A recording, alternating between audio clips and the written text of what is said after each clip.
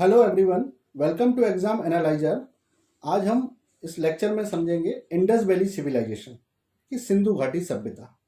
ये lecture UPSC और सभी स्टेट सर्विसेज के लिए तैयार किया गया है। तो सबसे पहले हम देख लेते हैं इस लेक्चर में हम किन किन बिंदुओं पर चर्चा करेंगे। First point is introduction of civilization, इस सभ्यता का परिचय अर्थात सिंधु घाटी सभ्यता का परिचय। Next is location and expansion, इस सभ्यता की स्थिति और इसका विस्तार कहां कहां तक है। दूसरा है town planning of IVC, Sindhu घाटी सभ्यता की नगर नियोजन प्रणाली। Next social feature of IVC, it means Sindhu घाटी सभ्यता के सामाजिक पहलू, आर्थिक पहलू, राजनीतिक पहलू, सांस्कृतिक पहलू और इस सभ्यता का पतन। इन सारे बिंदुओं पर हमको इस लेक्चर में चर्चा करनी है। तो आइए हम इस लेक्चर को शुरू करते हैं। पहला पॉइंट है introduction to Indus valley civilization, Sindhu घाटी सभ्यता का परिचय। देखिए, सभ्यता क्या है? मानव जीवन के प्रारंभ की जो अवस्था है, the initiate stage of human life, that is called civilization. And whatever we can test the evidence about that, जिसके बारे में जो कुछ हम लोग उत्खनित कर सकते हैं, साक्ष्य प्राप्त कर सकते हैं, उन्हीं साक्ष्यों के आधार पर हम कयास लगाते हैं। क्योंकि इस समय जो स्क्रिप्ट थी वो स्क्रिप्ट हम पढ़ नहीं सके। It means the script of Indus valley civilization could not be decode, so we are just getting information on the basis of tools and the things and the evidence which we discovered from various site of civilization. Sindhu घाटी सभ्यता के बारे में एक short introduction यह है कि civilization is a source to trace history of human worlds great and oldest civilization have been discovered in the valley of rivers. World में बहुत सारी सिविलाइजेशन हुई हैं। जो वर्ल्ड की बहुत एंशियंट सिविलाइजेशन है उनमें Mesopotamian civilization on the bank of river Tigris, Egyptian यानी कि मिस्र की सभ्यता नील नदी के किनारे, चाइनीज सिविलाइजेशन वांग हो रिवर के किनारे, इंडस वैली सिविलाइजेशन इंडस नदी के किनारे यानी कि सिंधु नदी के किनारे। The civilization of Indus valley was discovered in the valley of Indus and its tributary rivers like Ravi, Beas, Ghaggar, Sutlej and some others. यह सिविलाइजेशन विश्व की प्राचीनतम सिविलाइजेशन यानी कि सभ्यताओं में शामिल होती है। इस सभ्यता में बहुत सी ऐसी विशेषताएं थी जो इस सभ्यता को विश्व की अन्य सभ्यताओं से अलग करती हैं। उनमें एक था इस सभ्यता का बहुत बड़ा विस्तार यानी कि एक्सपेंशन, और इस सभ्यता की कुछ अर्बन क्वालिटीज यानी कि अर्बन क्वालिटी जो सभ्यता में पाई गई वो किसी और सभ्यता में इतनी बड़े व्यापक पैमाने पर नहीं पाई गई, जो हम आगे समझेंगे। सबसे पहले देखते हैं location and expansion. The first site of Indus Valley civilization, Harappa, was discovered in 1921 by Dairam Sahni under the direction of Sir John Marshall. इस सभ्यता का जो सबसे पहला स्थल है वो 1921 में दयाराम साहनी द्वारा खोजा गया। ठीक उस समय जो आर्कियोलॉजिकल सर्वे ऑफ इंडिया हुआ करता था उसके जो डायरेक्टर थे वो थे जॉन मार्शल, आर्कियोलॉजिकल विभाग के हेड हुआ करते थे। उन्हीं के अंडर में दयाराम साहनी ने 1921 में इस सभ्यता का पता लगाया। लेकिन 1921 से पहले भी चार्ल्स मैसन ने 1826 में इस सभ्यता के बारे में जानकारी दी थी, और 1858 में इस सभ्यता के बारे में जब रेलवे का काम शुरू हुआ northern west part of India, तो वहां पर कुछ ऐसी ब्रिक्स वगैरह मिली जो इस सभ्यता से, जहां से इस सभ्यता ट्रेस की गई। लेकिन उसका एक फॉर्मली उसका एक्सकवेशन है वो 1921 में हुआ। और ये सभ्यता कहां पर है, किस नदी के किनारे? तो इस सभ्यता के बहुत सारे स्थल हैं, लेकिन उन सारे स्थलों में एक नदी है इंडस यानी कि सिंधु, उसका सबसे अधिक विस्तार देखा जाता है। उसी की सबसे बड़ी ज्यादा ट्रिब्यूटरी के किनारे ये सभ्यता स्थित थी। अब इस सभ्यता का एक्सपेंशन देखते हैं। तो एक्सपेंशन देखकर हमको ये लगेगा कि इस सभ्यता को पूरे जितने भी स्थल खोजे गए, whatever the sites were discovered, the number of sites were many number of sites were discovered about this civilization. तो उसमें सबसे नॉर्थ ईस्ट पार्ट है, नॉर्थ ईस्ट रीजन है इस सभ्यता का पॉइंट, वो है Manda, which is located in Jammu and Kashmir, in presently in Ladakh. And south west part है that is called Daimabad, which is located in Maharashtra. Eastern part is called Sutka Gendor, presently in Pakistan, and the eastern part, western part in Pakistan, and eastern part in Meerut, Uttar Pradesh. अब इन सारे स्थलों को जोड़ दिया जाए तो इस सभ्यता का जो टोटल एरिया था वो था 12,99,600 स्क्वायर किलोमीटर, यानी 12,99,600 वर्ग किलोमीटर. बहुत बड़ी सभ्यता थी. नॉर्थ से वेस्ट उसको अपन देख सकते थे 1400 किलोमीटर की थी, 1400 किलोमीटर की थी. पूर्व से पश्चिम ये सभ्यता 1600 किलोमीटर की थी. और इस सभ्यता के जो प्रमुख स्थल थे जो इसमें खोजे गए उनमें हड़प्पा और मोहनजोदड़ो, इन दोनों को जुड़वा नगर कहा गया. और यहीं से सबसे अच्छी वेल वर्स चीजें हमको प्राप्त हुई इस सभ्यता की. नेक्स्ट हम इस सभ्यता की कुछ फेमस साइट के बारे में बात करते हैं. पहली साइट है हड़प्पा. हड़प्पा, जैसा कि मैंने अभी बताया, ये हड़प्पा सबसे पहले 1921 में दयाराम साहनी ने इसको खोजा. तो आपको दयाराम साहनी के बारे में पता होना चाहिए, किसने इसको खोजा है और ये कौन सी नदी की घाटी में मिली. तो इस सभ्यता के बारे में ये कहा जाता है कि ये सभ्यता एक ग्रेट सभ्यता थी.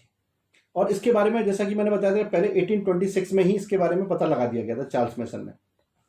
और ये रावी नदी के किनारे है, presently in Sahiwal, Punjab region of Pakistan, वहां पर लोकेटेड है. अब इस हड़प्पा पर क्या क्या मिला या वहां की क्या विशेषता है उनको हम देखते हैं. स्पेसिफिक फीचर ऑफ हड़प्पा, जैसा कि आप देख पा रहे हैं, Harappa is divided into 2 sectors, western sector and eastern sectors. Western sector was fortified structure built on a raised man-made platform. यानी जो पश्चिमी और पूर्वी जो किनारे थे, तो पश्चिमी किनारा जो था वो किनारा ऊंचाई पर बना हुआ था, जो प्लेटफॉर्म जैसा बना होता है उस पर बना हुआ था, जिसे सिटाडल कहेंगे. The main get for entry and exit was present in the north. The wall of fort was made for defence purpose. और सभ्यता के आसपास, इस नगर के आसपास जो दीवार बनी थी वो इसको सिक्योरिटी देने के लिए, डिफेंस पर्पस के लिए और इसके अलावा बाढ़ से रोकने के लिए तैयार की गई थी. यहां से जो चीजें मिली हैं उनको आप देख सकते हैं. पुअर वर्किंग क्लास, यहां से हमको उसके बारे में जानकारी मिली. 6 बहुत बड़े ग्रेनरीज मिले covering an area of 275 square kilometre.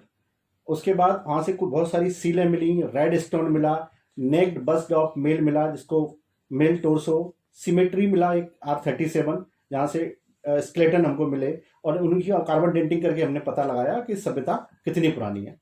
और इस सभ्यता को गेटवे सिटी कहा जाता था. यहीं से इस सभ्यता की जो ग्रेटनेस है वो हड़प्पा से ही जानकारी मिलती है. नेक्स्ट साइट है मोहनजोदाड़ो. ये मोहनजोदाड़ो R.D. बनर्जी ने, राखल दास बनर्जी ने 1922 में खोजी. और ये साइट सिंधु नदी के किनारे प्रेजेंटली पाकिस्तान के लरकाना में है. अगर इस साइट की बात करेंगे तो इसके स्पेशल फीचर्स में यहाँ से हमको बहुत सारी ग्रेट बिल्डिंग्स मिली. जैसे कि हमको एक बहुत ग्रेट बाथ मिला, ग्रीनरी मिली. वहाँ से हमको असेंबली हॉल. तो यहाँ से बहुत बड़ी बड़ी बिल्डिंग मिली, जैसे big bath, assembly hall, greenery. तो ये वहाँ की बहुत बड़ी बड़ी बिल्डिंग हुआ करती थी. तो यहाँ की जो सबसे अच्छी थी टाउन प्लानिंग मोहनजोदाड़ो की, जैसा कि इसमें लिखा हुआ है, it was well planned city of IBC. As city was well planned on grid pattern, roads and by-lanes bisected each other at right angles. Basic feature of house planning, proper arrangement for light, air and drainage with covered drains. यानी जो drainage pattern था, जो नालियां बनी हुई थी वो covered थी. Houses also contained a courtyard, well and kitchen bricks were used for construction. तो घरों में किचन हुआ करती थी, दरवाजे ठोस होते थे.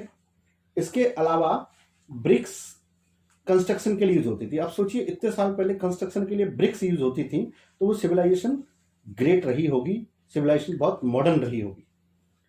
कुछ अन्य स्थल भी हैं, अदर साइट्स भी हैं. चहुंद्रो, आप स्क्रीन को पॉज करके इसको देख लीजिएगा. Chanhudaro is also famous site excavated by N Gopal Majumdar. Next is Lothal. इसमें सारी साइट्स को प्रिलिमिनरी बेस में आपको केवल ये याद रखना है कि कौन सी साइट कौन सी रिवर के किनारे है. एंड कॉमनली जो बहुत मेजर साइट्स हैं उनको किस किसने एक्सिवेटेड किया और कहाँ से क्या क्या मिला. जैसे कालीबंगा है, कालीबंगा को आपको पता होना चाहिए, कालीबंगा से काले रंग की चूड़ियाँ मिली. And it was excavated by BK Thapar in 1961. और यहाँ से हमको धान के अवशेष मिले, जुते हुए खेतों के अवशेष मिले। नेक्स्ट इज रोपर, ये या वाई डी शर्मा द्वारा खोजा गया, यज्ञदत्त शर्मा द्वारा 1953 में, और ये सतलज नदी के किनारे पंजाब इंडिया में स्थित है। इसके अलावा बनवाली है हरियाणा में, यहाँ से हमको एक वॉश बेसिन मिला। रंगपुर है, रंगपुर से हमको चावल और घोड़े के अवशेष मिले। आलमगीरपुर, आलमगीर जैसा कि मैंने बताया कि ये ईस्टर्न मोस्ट साइट थी, यहाँ से मातृ देवी की मूर्ति मिली। And there are so many other sites. It means the civilization had been a great civilization. It had so many places discovered on the bank of various rivers. Some places you can say on screen and their locations, जैसे Dholavira, Surkotada, Rakhigarhi, Kotdiji, Sutka Gendor, Balakot, Dholavira, Surkotada, Rakhigarhi, Kotji, Sutka Gendor, Balakot, Manda, Bhagwanpura, Desalpur, Kharbi and Kuntasi. There are so many sites. The next is the characteristic of civilization. तो इस civilization में क्या क्या विशेषताएं थी आप देखेंगे। आप देख पा रहे हैं कि वहां पर टाउन प्लानिंग का एक छोटा सा डायग्राम है, उसमें एक आपको बहुत ऊंचा स्थान दिख रहा है, इसको कहते थे सीटाडल। यहाँ पर बहुत उच्च वर्ग के लोग रहते थे, और जो लोएस्ट रीजन है वहां पर कॉमनर्स रहते थे। और जो दूसरा जो आपको चित्र दिख रहा है वो है ग्रेट बाथ। ये बहुत बड़ा एक स्विमिंग पूल टाइप का होता था जो मोहनजोदड़ो से हमको मिला है, और इसमें एक्स्ट्रा पानी भर जाने के कारण उसको बाहर से पानी को ड्रेनेज कर दिया जाता था। तो ये वहाँ की विशेषताएं हैं, इनको आपको पता होना चाहिए। The next is assembly hall. ये मतलब क्षतिग्रस्त यानी रूइंड है, ये असेंबली हॉल हुआ करता था, इसमें बहुत सारे पिलर्स थे और ये विशिष्ट सभाओं के लिए होता था। द नेक्स्ट इज सीटाडल, जो आपको दिखाई दे रहा है, ऊंचाई पर बना हुआ स्थल है, उसी नगर नियोजन का पार्ट है, part of town planning. The next is dockyard of Lothal. Lothal से हमको जो बंदरगाह मिला है डॉकयार्ड, वो आप देख पा रहे हैं। It means at that time there was a perfect means of economic activities. And the next is granary of Mohenjodaro. Mohenjodaro के अन्नागार देखो, जिसमें अन्न रखने के लिए बड़े बड़े भंडार बने हुए थे, और ये अन्नागार लोथल के पास छोटी छोटी कोठरियों के रूप में मिला है। ये सर्वेंट और अन्न को रखने के लिए भी यूज किए जाते थे। और इसके साथ ही सिमेट्री R37 हमको जो मिली है, उसको देख सकते हैं कि यहाँ से हमको स्केलेटन मिला है, जिससे हमने उसकी कार्बन डेटिंग कर पता लगाया कि ये कितने पुराने लोग रहे होंगे। इसके बाद हमको बहुत वेल वर्स्ड ड्रेनेज पैटर्न मिला है, नालियां मिली हैं जो पानी के ड्रेनेज पैटर्न को बहुत अच्छे से उस समय निस्तारित करती थी। The next point is social aspect of IBC। तो सोशल एस्पेक्ट यानी कि सामाजिक व्यवस्था कैसी थी सिंधु घाटी सभ्यता की, तो हम देख सकते हैं कि उसमें सोशल हायरार्की थी। एक उच्च वर्ग था जो सीटाडल में रहता था, एक निम्न वर्ग था जो निचले स्थल पर रहता था। इसके बाद फूड हैबिट्स की अगर हम बात करेंगे तो उसमें मांसाहार को लोग करते थे, जानवरों को मांस खाने के लिए ही पाला जाता था, जिसमें ऊंट, भेड़, बकरी, इन सारे जानवरों को पाला जाता था। इंटरटेनमेंट के लिए कहीं हमको म्यूजिकल इंस्ट्रूमेंट भी मिले हैं, हिरन सिंह का जैसे बाजा मिला है। कॉस्ट्यूम में लोग बहुत रियरली कपड़े पहनते थे जो केवल शरीर को ढकने के लिए होते थे और कॉटन्स के बने होते थे। ज्वेलरी का विशेष महत्व नहीं था, ऑर्नामेंट्स केवल गले में पहनने के लिए यूज किए जाते थे। रिलीजियस लाइफ की बात करेंगे तो उस समय पशुपति की पूजा की जाती थी। Pashupati was the god of Indus valley civilization. Goddess मातृ देवी हुआ करती थी। जानवरों की पूजा के भी अवशेष मिले हैं, एनिमल वर्शिप होती थी जानवरों को पूजा के लिए, और जानवरों को बलि के लिए भी पाला जाता था। जो फ्यूनरी सिस्टम है, लोगों के अंतिम संस्कार करने का पैटर्न है, वो वहाँ कई प्रकार का देखा गया। कुछ डेड बॉडीज को आधा दफना दिया जाता था, किसी को पूरा दफना दिया जाता था, किसी के साथ कुत्ते को दफना दिया जाता था। ऐसे बहुत से पैटर्न हमको वहाँ पर मिले। तो वहाँ का जो रिलीजियस पैटर्न है वो थोड़ा थोड़ा हमको हिंदुइज्म की ओर लेके चलता है। जैसे पशुपति, हम प्रेजेंटली पशुपति भगवान शिव को कहते हैं, तो वहाँ से हमको जानकारी मिलती है। इकोनॉमिक लाइफ बहुत स्ट्रांग थी सिंधु घाटी सभ्यता की, जहाँ हम देख सकते हैं कि एग्रीकल्चर व्यापक पैमाने पर होता था। जौ, धान, बाजरा इत्यादि की खेती होती थी। एनिमल हस्बेंड्री में बहुत सारे जानवर पाले जाते थे। ट्रेड एंड कॉमर्स के लिए बंदरगाह था, जहाँ से बहुत सारा सामान आयात किया जाता था जहाँ पर, और वहाँ से निर्यात भी किया जाता था। यानी पड़ोसी जो साम्राज्य हुआ करते थे, अन्य सभ्यताएं थी, वहाँ के लिए। ट्रांसपोर्ट एंड कम्युनिकेशन पानी से होता था, जहाँ से शिप, डॉकयार्ड से शिप जाते थे। तो ये पैटर्न भी वहाँ पर काफ़ी मजबूत पैटर्न था। पॉलिटिकल लाइफ ऑफ सिंधु घाटी सभ्यता की बात करेंगे तो जो हमने सोशल डिवीजन किया है कि जो सीटाडल में रहने वाले लोग थे उनके पास लाइक किंग कुछ राइट हुआ करते थे, राजाओं की तरह कुछ अधिकार उनके पास हुआ करते थे, बाकी लोगों के पास कोई अधिकार नहीं हुआ करते थे। तो वे सारी चीज़ों को कंट्रोल करते थे, ट्रेड को, बिजनेस को, इन सबको कंट्रोल करते थे। तो उनको हमने रूलर्स का टाइटल दिया कि वे ही उसको रूल करते थे और सोसाइटी डिवाइड थी ऐसे ही पॉलिटिकली। आर्ट एंड कल्चर में देखेंगे तो वो लोग बहुत सारी चीज़ों से अवगत थे। हमको मोहनजोदाड़ो से वहाँ से एक कांसे की बनी हुई ब्रॉन्ज स्टैच्यू मिली है जो डांस करती हुई दिखती है। तो इससे ये पता लगता है कि the people of Harappa they were aware of dancing art. ये डांसिंग आर्ट को जानते थे। वहाँ से बहुत सारी मोहरें मिली हैं, सील मिली हैं, जिसमें हाथी का चित्र, घोड़े का चित्र, बैल का चित्र, पशुपति का चित्र, जैसा कि आप देख पा रहे हैं वहाँ से मिले हैं। तो इस छोटी छोटी क्राफ्ट से भी लोग परिचित थे वहाँ पर इंडस वैली में। कुछ खिलौने मिले हैं, बैलगाड़ी का चित्र मिला है, ईंटें मिली हैं जो रखी हुई हैं, कुआं मिला है, यानी बेल वर्स सिस्टम हमें इंडस वैली सिविलाइजेशन से मिला है। और ये सारा का सारा पैटर्न वहाँ पर बहुत मजबूत हुआ करता था। The next topic is decline of IVC. अब फिर इतनी सारी जो ग्रेट सिविलाइजेशन थी, बहुत महान सभ्यता थी, then why this civilization got decline, ये खत्म कैसे हुई? इसके बारे में बहुत सारे सिद्धांत हैं। एक बहुत पॉपुलर सिद्धांत है जिसे कहते हैं कि लोग कि बाढ़ आने से पूरी सभ्यता बाढ़ में आकर के बह गई। कुछ लोग कहते हैं कि सिविलाइजेशन धीरे धीरे करके विमेन लेस हो गई और धीरे धीरे सिविलाइजेशन खत्म हो गई। कुछ लोग कहते हैं कि आर्यों ने आक्रमण करके सभ्यता को खत्म कर दिया। There are so many theories which is given about the decline of IVC. Even the theory of flood and the theory of Aryans invasions, ये दो थ्योरीज हैं, इन पर सबसे ज्यादा काम किया गया और इन्हीं को ज्यादातर लोग एक्सेप्ट करते हैं कि आर्यों ने आकर इस सभ्यता को खत्म किया था। लेकिन इस सभ्यता के बारे में दिन प्रतिदिन हमको रोज नई नई जानकारियां मिलती हैं। जैसे अभी राखी गढ़ी से हमको एक स्केलेटन मिला जिसमें आर्यों का डीएनए नहीं मिला। तो ये सभ्यता की जो वो ग्रेटनेस है। अब इसके कुछ प्रश्नों पर चर्चा कर लेते हैं जो परीक्षाओं में पूछे जा सकते हैं। पहला प्रश्न है कि discuss the characteristic of Indus valley civilization. तो ये बहुत पेटेंट क्वेश्चन है, ये आपको पता होना चाहिए।